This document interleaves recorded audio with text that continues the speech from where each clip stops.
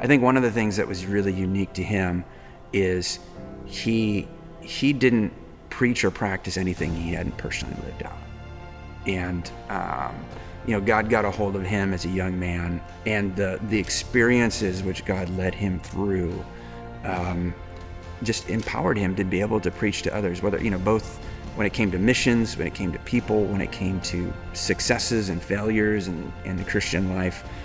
He'd gone through all of it. When he was young, he had the chance to go to North India. Now, he came from South India, where St. Thomas came in AD 52, so he's had Christianity in his area his entire life. But he did not know that there were people in his own country that had never heard about Christ, and seeing literally millions of people flow through the train station, or on the street corners where he would see hundreds of thousands of people just moving like a sea of people.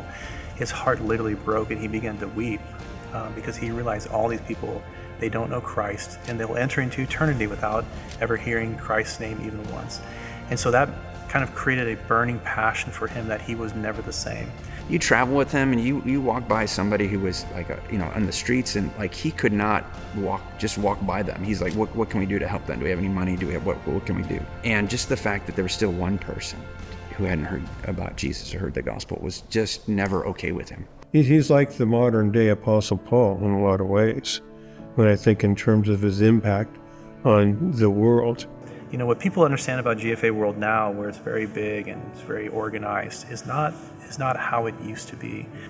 It was very small beginnings. It literally started as a prayer meeting in my parents' living room, and they met on Tuesdays. They put the maps of different countries out, and they gathered their friends together and said, just let's pray together. It's one of the things that he really ingrained into all of us, the dependence upon the Lord, the focus on prayer, the fact that our ministry started with prayer. It's powered by prayer, it's sustained by prayer. And as a staff, even today, we invest a lot of time in prayer.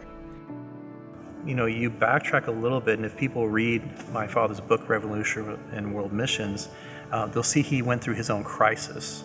And it seems that everyone that serves God goes through some sort of crisis in their life, and it's supposed to be that way. The American dream and materialism almost choked out everything of missions out of his life, where he found that he couldn't cry anymore. His heart didn't break for the loss, where when he was 16 and 17, those 8 years, his heart would break every single day. And now he's studying theology, he's in America, he's in the best place possible, he's pastoring a church, starting the ministry, and his eyes are dry.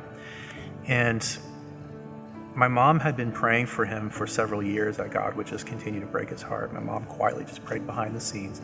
And one day, my dad borrowed a prayer and said, Lord, take eternity and stamp it on my eyes. And from that point on, he started giving everything away. They sold everything. They sold their car, their house, got rid of everything, and used those resources to basically start supporting missionaries. I loved about his passion and his vision is that you could catch it so easily, regardless of what side of the world you were on. And I think God used him powerfully, very powerfully. When you think about this little 16-year-old Indian kid from a village that nobody heard of, just to where we're at today, it's amazing. Just that passion, and to see how God used him. How many millions of people are we going to see in heaven because Cape Yohannan said yes at 16 years old? Who knows how history will remember him over time, but I think that's what they're going to remember, as somebody who launched a missions organization with a total dependence upon the Lord. And when my father was 16 or 17, he had no idea what he would be. But all those experiences, from very challenging experiences to very exciting experiences, what it did is it gave him a passion that people need to hear about Christ. That's the undergirding principle, is how can we be so excited about the Jesus that we know and yet half the world doesn't know him? What are we going to do about it? We can't just live our lives rejoicing, being happy about that. And this is the same passion that he has handed over to us who continue in GFA World. It's no different. We carry the same passion and the same emphasis that he's given to us. It is because God called a man who was obedient. and he was willing to give up everything and sacrifice everything in order to be obedient to that calling.